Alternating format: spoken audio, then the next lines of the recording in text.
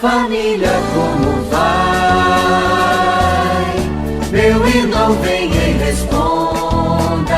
Olá, querido irmão, querida irmã, e nós estamos aqui para mais um encontro neste nosso podcast, programa A Família Como Vai, todos os sábados às 9 horas da manhã pela Rádio Alvorada FM 106.3, a Rádio da Família, e disponível nas plataformas digitais para que você possa acessar no horário que você puder, e não somente acessar no horário que você puder, mas também compartilhar esse conteúdo e tantos outros que a Rádio Alvorada disponibiliza nas diversas plataformas digitais. Você sabe que é muito importante que você se inscreva no canal da Rádio Alvorada, que você deixe lá anotado o sininho para receber as notificações. Toda vez que tiver um conteúdo relevante, um conteúdo interessante, você vai ser notificado.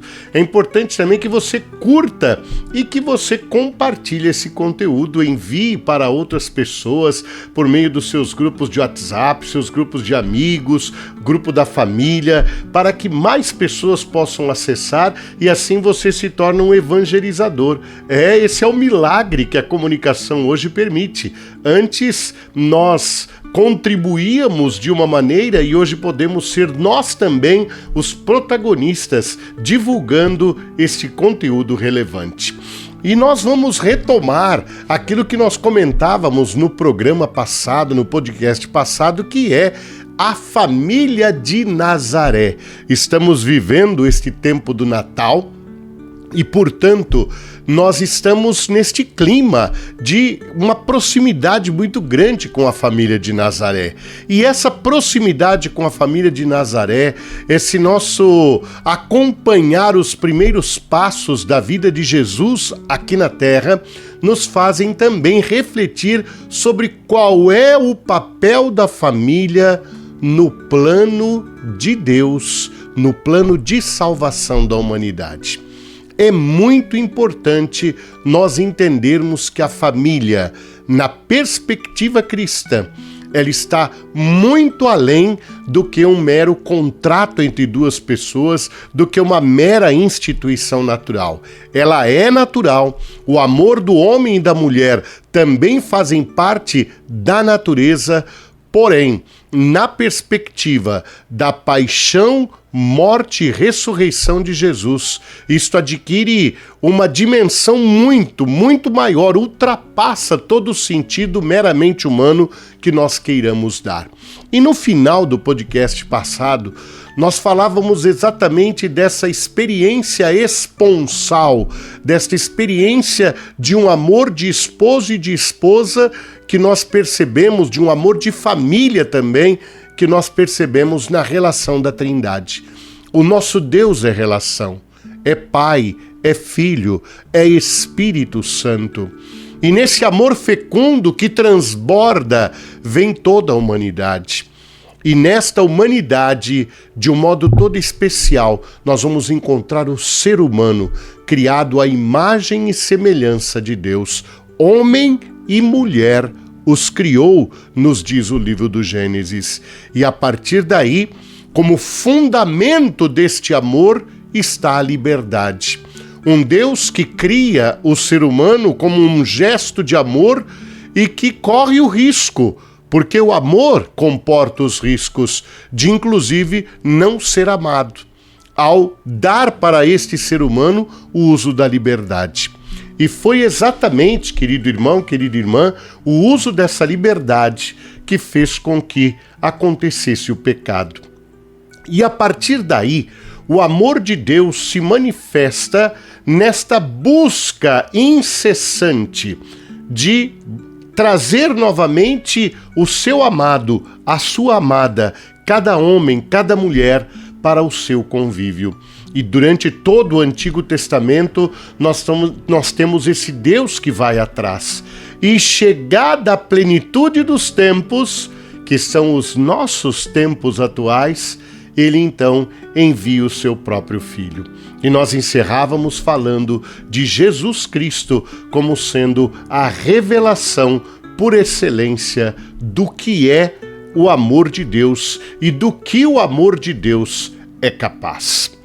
Uma das coisas muito bonitas que eu tenho visto neste Natal de 2025 são muitos pregadores, muitas pessoas que, quando nos apresentam a cena do Natal, nos remetem à paixão, morte e ressurreição do Senhor. Porque o Natal não é um fim em si mesmo. A encarnação do Verbo de Deus, a encarnação do Filho de Deus faz parte de um mistério maior, que é exatamente um Deus que se encarna para revelar o seu amor. E o ponto culminante da revelação deste amor é o mistério da cruz.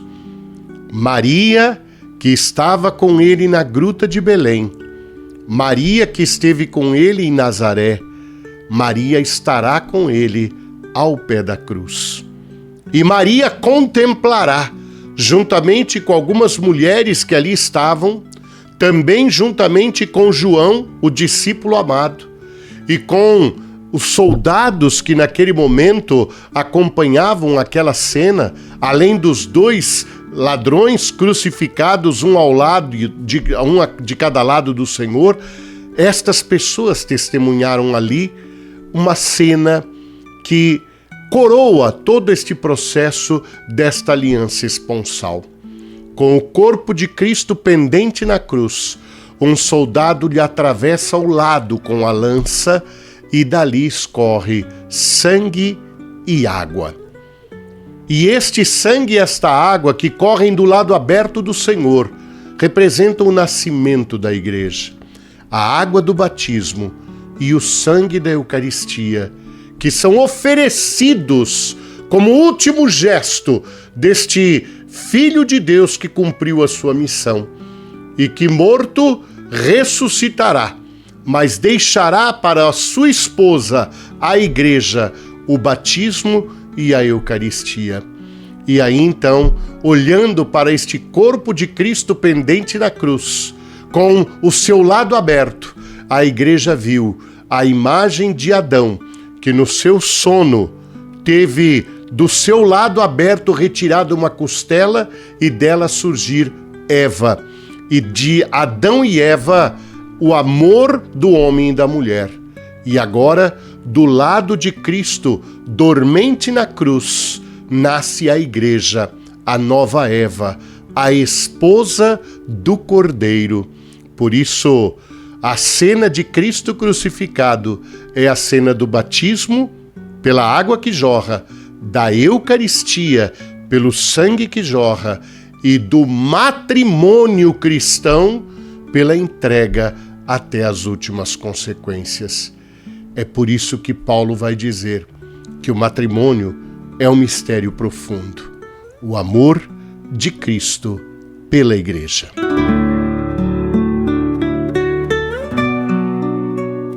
E nós retomamos, querido irmão, querida irmã, esse nosso podcast, esse nosso programa, A Família Como Vai, com estas reflexões a respeito do sentido da família, do sentido do amor conjugal na perspectiva da nossa fé cristã. Então nós víamos no bloco anterior que aquela cena do Cristo crucificado é a fundamentação de toda a teologia e de toda a profundidade do que é o sacramento do matrimônio na perspectiva da nossa fé. Já disse e repito, há um matrimônio natural, há um movimento natural colocado pelo próprio Deus na natureza humana, da atração do homem e da mulher e do desejo de constituírem uma família, do desejo de que esse amor se transforme em novas vidas, através dos filhos que coroam esta relação. Porém, a partir do mistério da paixão, morte e ressurreição do Senhor, esta relação do homem e da mulher recebe uma nova perspectiva, uma profundidade muito maior. O amor de Deus conosco, a relação de Deus com cada um de nós é uma relação esponsal. Um casal, um homem e uma mulher, que geram filhos no amor e que mantêm o seu amor conjugal, eles são um testemunho vivo deste amor de Deus. Eles são um testemunho vivo desta mensagem deste amor profundo. E isto vale também para aqueles que não vivem o matrimônio como sacramento. Querido irmão, querida irmã, aqui eu me refiro, por exemplo, aos nossos presbíteros, aqui eu me refiro aos religiosos, às religiosas, aqui eu me refiro aos consagrados, às virgens, aos virgens, homens e mulheres que hoje formam uma multidão de pessoas que fazem parte da nossa igreja e que vivem a dimensão do matrimônio espiritual com o nosso Deus. Não adianta um casal achar que porque é casado está vivendo o seu matrimônio.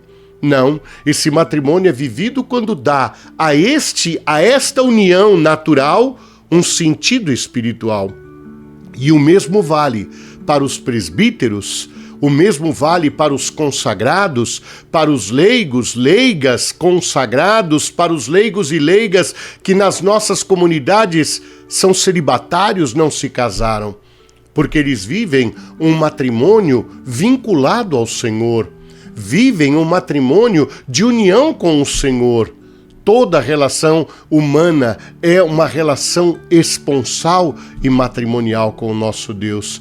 Os grandes místicos da nossa igreja, São João da Cruz, Santa Teresa d'Ávila, nos mostram, São Bernardo, claramente a nossa alma que se desposa do nosso Deus e que tem o amor de esposo e de esposa. A igreja não é dividida entre casados e solteiros. A igreja é a igreja de todos aqueles que mantêm uma relação de amor profundo com o nosso Deus, seja na vida matrimonial sacramental, seja na consagração, numa experiência de amor profundo com o nosso Deus. E Jesus fez questão de mostrar isso na sua vida. A relação de Jesus com as famílias.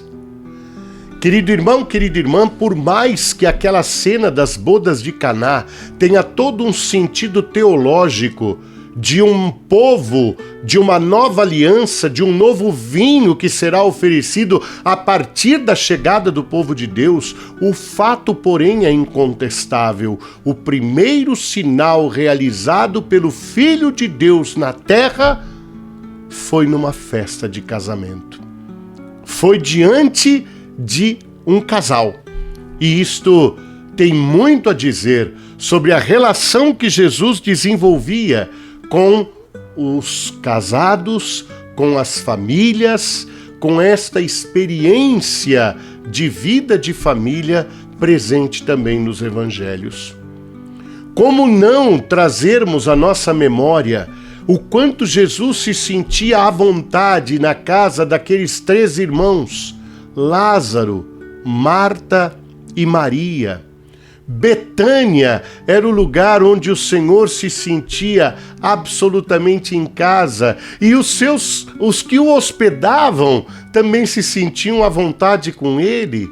Marta, inclusive, trazendo aquela famosa cena com Maria, sobre o fato dela estar trabalhando e a irmã estar diante do Senhor, essa liberdade que eles tinham, o choro de Jesus quando sabe e vai ao encontro da sepultura de Lázaro, que depois ele traz a vida novamente como um sinal de ressurreição, e isso acontece numa vida de família.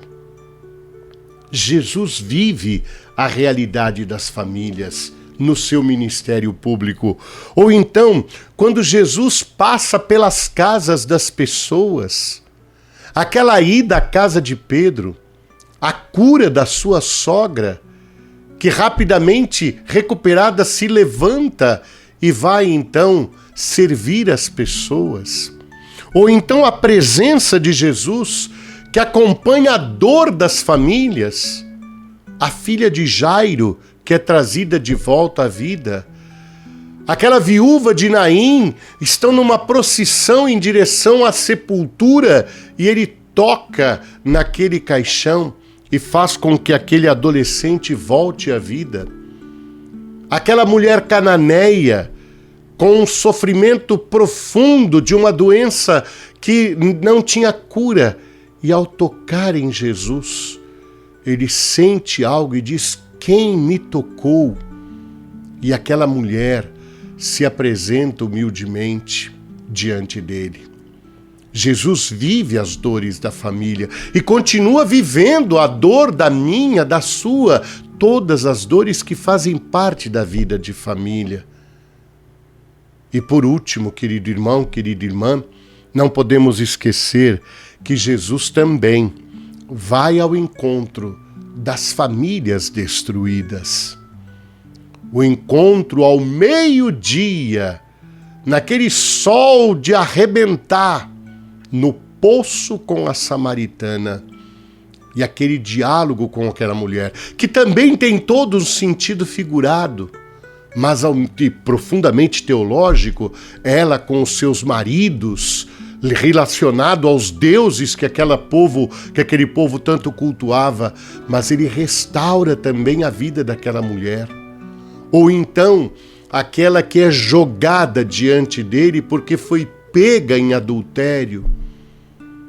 E Jesus, depois de mostrar a hipocrisia daqueles que a trouxeram, e nem sequer trouxeram um homem, e daquele grupo de homens que queriam que ela fosse apedrejada, e a resposta de Jesus que faz com que eles saiam, e ao final aquela mulher se levanta e escuta de Jesus: eu também não te condeno, vai e não peques mais.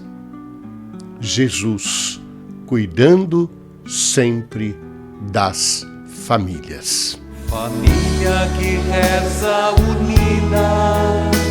unida sempre estará. Que alegria estarmos juntos aqui nesse nosso programa, nesse nosso podcast A Família Como Vai, e nesse programa especial onde nós estamos falando desta realidade profunda da família na perspectiva da revelação, na revelação da nossa fé, no entendimento da nossa fé, o papel que a família tem, não apenas como uma instituição natural, mas como algo que brota do coração de Deus, algo que faz parte do mistério da encarnação, paixão, morte e ressurreição, que faz parte do mistério da salvação, do mistério profundo da nossa fé. Deus usa a família. A família faz parte de todo este mistério que nós mergulhamos na medida em que vamos aprofundando a nossa fé, na medida em que vamos aprofundando tanto do ponto de vista doutrinal, quanto do ponto de vista da vivência e também da espiritualidade. Um Deus relacional, um Deus que se relaciona. E este último bloco, querido irmão, querida irmã, é um convite a vermos como foi a relação de Jesus com a sua família. Porque nós vimos a história dessa família dentro da história da salvação. Deus família, que cria uma família, que resgata a família, que envia o seu filho numa família e que no seu momento de entrega total nasce ali o sacramento do matrimônio como mistério de amor de Cristo e da Igreja e que agora vai ser vivido por todo o casal. E não somente por todo o casal no sacramento do matrimônio, mas todo amor verdadeiro a Deus. E a sua igreja é um amor esponsal, é um amor de família. Vimos depois como Jesus cuida das famílias e convive com as famílias. Mas agora o convite é um olhar muito especial sobre a relação de Jesus com a sua família. Jesus, Maria e José, o Filho de Deus, aquela que foi escolhida para ser a mãe do Filho de Deus, e José, aquele que, como homem, recebeu a missão de cuidar desta família. E, de repente, esta ordem do divino para a escolhida, Para o homem justo e simples como qualquer outro, esta ordem, esta hierarquia é invertida. E aquele homem cuida da escolhida e educa o Filho de Deus feito homem. Esta ordem invertida das coisas mostra muito bem o modo de agir de Deus e o quanto Deus nos confunde. E o quanto a confusão, muitas vezes, é a forma de nós entendermos a lógica de Deus, que não é a lógica humana. Aquela criança deitada num coxo, numa estrebaria, não tem absolutamente nada de lógico. É algo que atenta contra a nossa inteligência. E que nós somos convidados a olhar e a contemplar na perspectiva do mistério. Essa história toda que começa com um casal de idosos. Zacarias, que recebe a notícia de que Isabel está grávida, e diante do seu vacilo, acaba então sendo colocado numa atitude de silêncio por 9 meses, para aprender a contemplar o mistério da ação de Deus. E Isabel, aquela que ficou escondida por vergonha e que agora então aparece proclamando as glórias de Deus. O primo João, as relações que Jesus vai estabelecendo. Esses dois que se encontram ainda no seio de suas mães, e João vibra de alegria quando Maria chega e traz dentro do seu ventre Jesus. Estas cenas que são cenas comuns e que vão fazendo parte dessa história da nossa salvação. O sim de Maria e o sim de José. Maria diz: faça-se em mim segundo a vossa palavra. José não diz nada. Não há uma palavra de José escrita na Sagrada Escritura, mas sim as suas atitudes, seus medos, suas decisões, sua escuta de Deus por meio dos sonhos. Os sonhos de José, o sono de José, que sempre depois de uma noite de sono age, e não de forma precipitada, e não de forma ansiosa, e Deus vai revelando os seus planos a ele, e ele, como fiel, vai mantendo as coisas conforme a vontade de Deus. Nazaré, toda a situação vivida naquela casa, a oficina de Nazaré, a convivência de Nazaré, a ida para o Egito como migrantes, as mais diversas realidades humanas, de trabalho, de convivência, de educação, de possíveis doenças que nós temos nas nossas famílias, a própria morte de José, e tudo isso acontecendo. E por último, querido irmão, querida irmã, aquilo que talvez se transforme no grande escândalo da família de Nazaré. Deus envia o seu Filho ao mundo para salvar o mundo.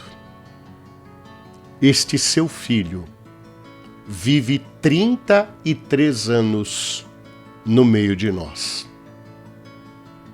Na nossa perspectiva, e às vezes até nos iludimos com isso, ele deveria estar trabalhando na obra já desde o início, pregando, fazendo milagres, e no entanto destes 33 anos, 30 anos, ele passa na convivência familiar, consertando casas, consertando móveis, sendo o carpinteiro, filho de Maria e de José, na pequenina Nazaré. Isso revela muita coisa. A vida oculta de Jesus tem muito a revelar sobre o mistério da ação de Deus no mundo por meio da vida simples em família. Que nós aprendamos isso, mais do que olhar para coisas que devemos fazer, priorizarmos o cuidado das coisas na nossa família, porque foi assim que o Filho de Deus agiu, encarnado na vida de uma família. Que o Senhor nos abençoe, que Ele abençoe as nossas famílias. Não esqueça de compartilhar esse conteúdo, de divulgar este e tantos conteúdos que a Rádio Alvorada tem disponibilizado nas plataformas. Curta, compartilhe, receba as notificações. Fiquem com Deus. A família como vai? Meu irmão, vem